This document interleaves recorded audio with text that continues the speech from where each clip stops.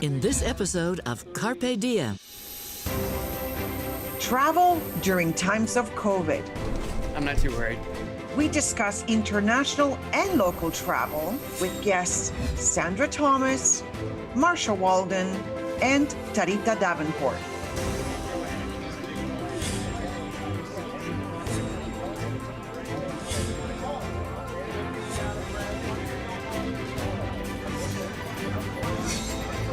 Carpe Diem, seizing the day for Canadians as we age. Welcome. As of August 2020, BC is in phase 3 of our restart plan. In this episode, I talk to travel experts to give us safety tips and accessible destinations. But first, what about international travel? Kier Junos tells us more. We're interacting with more people, and by following the advice of public health officers and officials, we've been able to keep our transmission rates flat. And that's thanks to the hard work of British Columbians, and I believe that the announcement of the next step of our provincial restart plan is appropriate. We're fortunate in British Columbia because we've entered phase 3 of our restart plan, allowing travel throughout the province. But the state of travel around the world is much more varied. Travel health notices in Canada assign threat levels for different countries. Right now, it's at level 3 for all countries, which means avoid non-essential travel. Anyone who does have a good enough reason to enter Canada has to quarantine for 14 days, complete with a mandatory quarantine plan. That plan should confirm your place to stay, how you'll get there, how you'll get your groceries, access essential services, and medical care. The European Union recently lifted travel restrictions for third countries like Canada. That means I could go to Spain if I had a really good reason. The government decides what's an essential reason and what isn't. And even if you have an essential reason to travel, your insurance might not cover any health expenses, or you might face strict quarantines at your own cost. Such are the consequences of moving around the world during a travel advisory. So, I'll be wearing a mask. I'll ask you a few health-related questions and take your temperature before you board. Being fastidious about not allowing people with symptoms on aircraft, and that's something that's a shared responsibility between the airlines and people who are traveling. A decrease in global coronavirus cases and broad successful treatments will indicate when British Columbia decides to enter phase 4 of its restart plan. That allows international tourists into the province. For Carpe Diem, I'm Kier Junos. My question is, when can I safely go to Spain? I reached out to my friend and travel journalist, Sandra Thomas. Sandra, it's great to have you with us. Let's talk travel. You're a travel journalist. What are your colleagues saying? What's happening in your industry? What everybody's saying right now is, if you have to travel, keep it local and travel responsibly. Most people I know aren't traveling for pleasure right now, but just for business if they have to. Now, the EU just is accepting Canadian travelers. Is there any restrictions between Canada and the EU right now, or can we just go? You can just go to anywhere in the EU except for Ireland. Ireland did not agree to that. So they're still fairly restricted, but every place else in the EU you can travel to. But keep in mind, as soon as you get home, you have a 14-day self-isolation period. And if you're showing any signs of a cold or anything, it's 14 days quarantine. That means you go straight from the airport to home. You do not go grocery shopping. You do not stop. You have to quarantine. Now, I'm waiting patiently for the day that I feel comfortable going to Spain to visit my family. So right now, with what you know, tell me what my trip to Spain would look like from the minute I get to the airport to the minute I get back home. What is my experience going to be like getting on that plane? Okay, well, when you get to the airport, the one that you have to wear a mask. You are not getting anywhere without a mask. When you get there, there's going to be a lot of, they're hoping that people will embrace touchless check-in. They don't want you at the counter, but there is a way, if you need help, you can scan your phone and get a number and they'll buzz you when it's time to check in. Then when you get to the boarding gate, they're going to be really strict about boarding times. They're going to close those gates 30 minutes beforehand. Also, the boarding is going to look different. When they call your zone, you're not allowed to like all jump up and stand around like everybody does. Instead, you just have to go by the number, and they're going to be boarding from rear to front and from window to aisle. Right. And so I take it this is wearing a mask the whole time. I've heard that, right? You absolutely have to wear a mask. They can actually refuse you boarding if you don't wear a mask. And you either have a mask or you don't get on the plane. That's it. You have to keep the mask on the whole time. Sandra, there's been a lot of talk about the middle seat. What's the latest on that? Well, Carmen, initially, Air Canada and WestJet, I'll just talk about these Canadian carriers right now, they weren't selling the middle seat to allow for some social distancing. But in the past week or so, they've both announced that they are going to be selling those middle seats, and they will be selling their flights to capacity. So, but Air Canada at least, and I wasn't sure about WestJet, but Air Canada, they will let you know 24 hours before your flight just how full your flight is. If you're not comfortable with that, they will give you 3 days to book your flight. How are you and your colleagues managing the invitations and your own concerns? Are you traveling? No, I belong to a North American travel writers group, a Canadian travel writers group, and several Facebook groups which contain writers from all around the world. Nobody's traveling except within their own country. So everybody's still pushing, we are as writers pushing local travel. And right now, so travel in BC is important and supporting all those businesses. But right now, nobody I know is traveling unless it's mandatory or for business. When do you feel, I know it's hypothetical and projection, but when would you think it might be okay to fly again internationally? And I think when people said October, that was prior to thought there might be a second wave, or watching what's going on in the United States. I think early 2021 would be safe. Sandra, you've been talking to tourist destinations around the world. Which ones are looking like they would be welcoming to us? Well, I just received a press release today from French Polynesia, and as of July 15th, they are welcoming travelers from all around the world. They've been COVID-free for a long time, and a lot of the Caribbean countries have also been COVID-free for a long time, so they're welcoming tourists back from around the world. But you have to consider that when you get there, you either have to bring negative COVID test that's been taken within the past 7 weeks, or for $100 American, you can have one at the airport, but then that means you have to self-isolate or quarantine in your room for at least 48 hours. And don't forget, when you get home, you need to self-isolate for 14 days. There's no getting around that. When you fly home from anywhere to Canada, there's a phone number you have to register, and they will check to make sure that you're staying home. Sandra, thank you so much for all your words of wisdom, and I'm going to follow your lead and discover BC and explore my beautiful province. Thank you so much. Thank you, Carmen. I think you're really going to enjoy exploring BC this summer. Looks like I need to wait on my European travel plans. We'll be right back. But first, Dean Atwell went to the airport to find out how people are feeling about boarding a plane in the COVID era.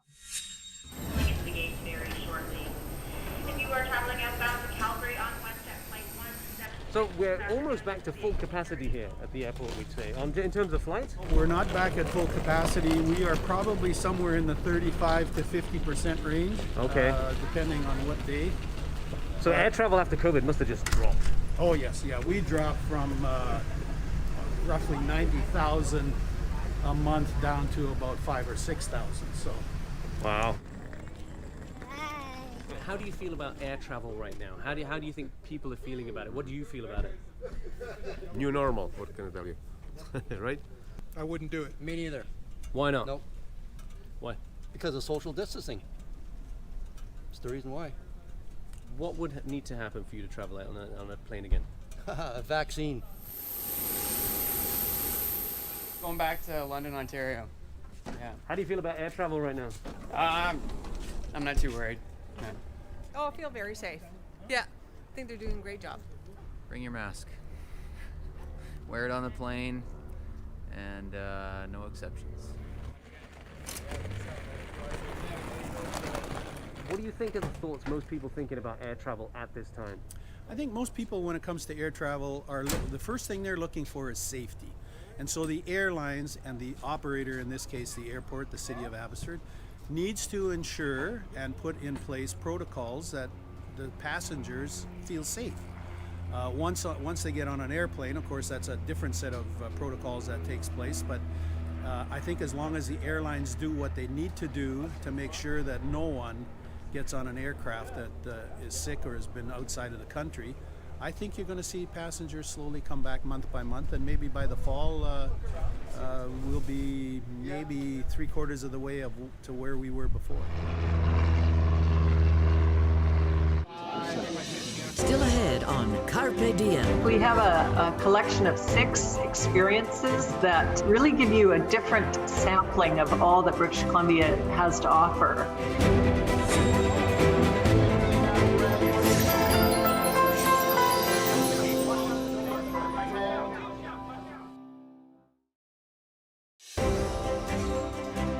Carpe Diem. Seizing the day for Canadians as we age. Welcome back. Before the break, we spoke about air travel. Now, let's talk about vacation in our own province. I spoke to Marsha Walden to see what British Columbia has to offer. We have a collection of 6 experiences that really give you a different sampling of all that British Columbia has to offer. If you go off to the explorebc.com website, that's sort of our landing page and our invitation to see all that there is in British Columbia. So it'll give you a sense from that 6 experience collections that I mentioned, what might appeal to you, whether it's the ranch lands of the Caribou, or you're into the adventure of mountain biking and doing some hiking and lake activities in the Kootenay Rockies. Once you have a taste of maybe what you're up for, then the website you're linked immediately into our broader website at hellobc.com, and that gives you all the details. And I hope most people would find it a pretty comprehensive resource. Well, not only is it comprehensive, but it's step by step. Given that these are pretty unusual times for travelers, we have a whole section called Know Before You Go. And that's really to give you some thought starters about the kinds of questions you might want to ask tourism operators in advance of getting there, or to understand what part of their operations are open, what might be closed for a little longer, what else is open and available in town, so you really set your expectations in the right way before you head off to a destination. And it also, of course, continues to reinforce all those great travel manners. We want to be very respectful about the health and safety protocols that we've all learned to observe in these last few months, and take those with us as we travel and make sure that we're keeping other communities safe. Now, let's talk a little bit about your office and the impact that tourism has in this province. Never have we ever felt its absence more than now. Every year we produce about $21 billion in revenue that supports about 162,000 jobs. And interestingly, those jobs can be found in every part of the province. It's not like some jobs where, you'd be mining, for instance. You may find a lot more mining in the north than you're going to find in urban centers. But tourism is everywhere, and it not only brings jobs, but it brings amenities to our communities that we may forget would probably not be viable were it not for the tourists adding their volume to it. So you think about all the great cultural centers or museums or festivals that are hosted in every corner of BC. Those things can continue to exist for residents because visitors help to add their spending and make it more viable. So, the fact that cruise ships are not coming to Vancouver or Victoria this year, the fact that meetings and conventions have all been canceled, the fact that our borders have closed. Our hotels in Vancouver are doing less than 20% occupancy right now. And that's about the same for incredibly popular experiences. So you think about all the great things there are to see and do in some of our urban centers, whether it's Butchart Gardens or Capilano Suspension Bridge or the Vancouver Aquarium. Those are really, really suffering because we don't have that international visitation, and we need British Columbians to want to explore those things in their own backyard this year. What a marvelous province we live in. When we come back, we'll talk about traveling with special requirements. Still ahead on Carpe Diem. So nowadays, we are really happy because everybody, no matter if they can walk or not, can visit the full way of the cave.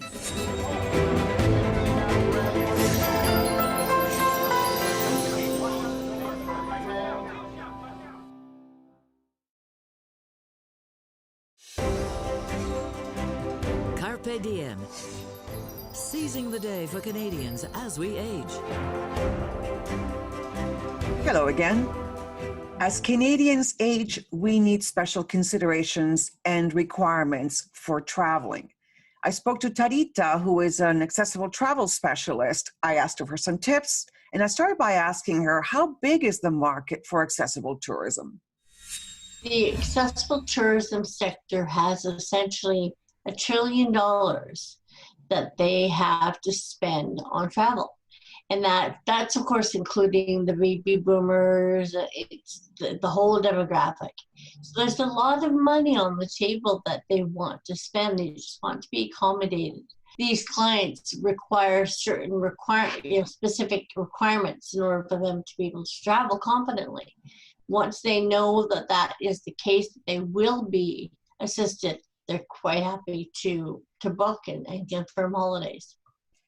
And of course, there is the added concern that your immunity may be compromised because then you are also immunocompromised. So that is another challenge that you have to be extra careful about, right? I have MS, so I myself being compromised, anything can happen. You can catch any bug, you can have things go wrong, and you just sort of have to be cautious. And you know what, if it means wearing a face mask when you're traveling, wear a face mask. I do have a lot of clients say I am not traveling until there's a vaccine, and that's completely warranted. What other top tips would you give our viewers? I would tell them as well to consider when they want to travel and how long they want to travel for and where they want to travel and what is their budget.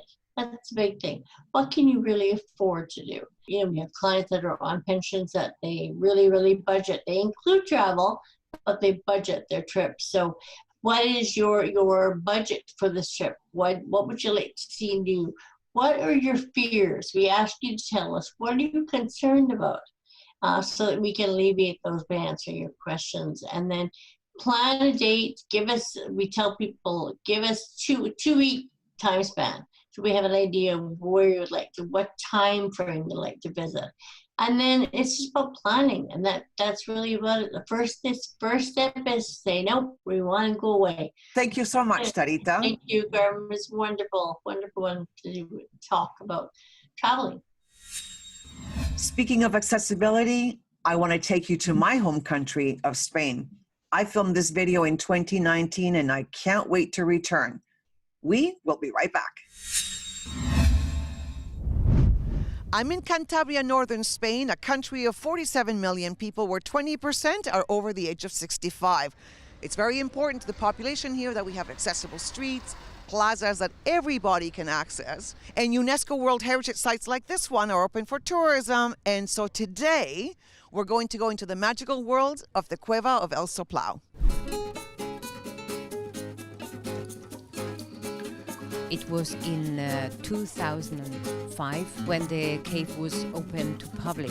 We realized that the cave wasn't able to be visited for everybody.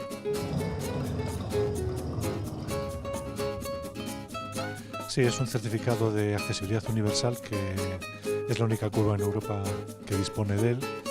De hecho, por ejemplo, en España solamente hay 3 museos de cierto prestigio que lo tienen, que son Para nosotros es una satisfacción no solamente por dar un servicio a las personas con discapacidad, sino porque contribuimos a que muchas personas, familiares de ellos, puedan visitar estas instalaciones que son muy bellas y que, bueno, pues hasta hace poco era el 90% visitable y ahora, como se puede ver en las imágenes, se ha construido un elevador para que la cueva sea accesible al 100%. So nowadays we are really happy because everybody, no matter if they can walk or not, can visit the full way of the cave. Spain was the world's second biggest tourism destination, with 84 million visitors in 2019. Due to COVID, a 2-month lockdown was enacted on March 6, 2020. On June 2nd, 78% of the country entered into phase 3. The cave opened again on June 6th, but just for locals. El Soplao started 2020 with record-setting attendance numbers in January and anticipated surpassing their annual 240,000 visitors. Now, the cave operates at 50% capacity, with all safety protocols strictly enforced for the limited 70 visitors a day. I hope you enjoyed as much as I did. What an amazing experience. For more information, go to elsoplao.es, and of course, come to Cantabria. It's beautiful up here.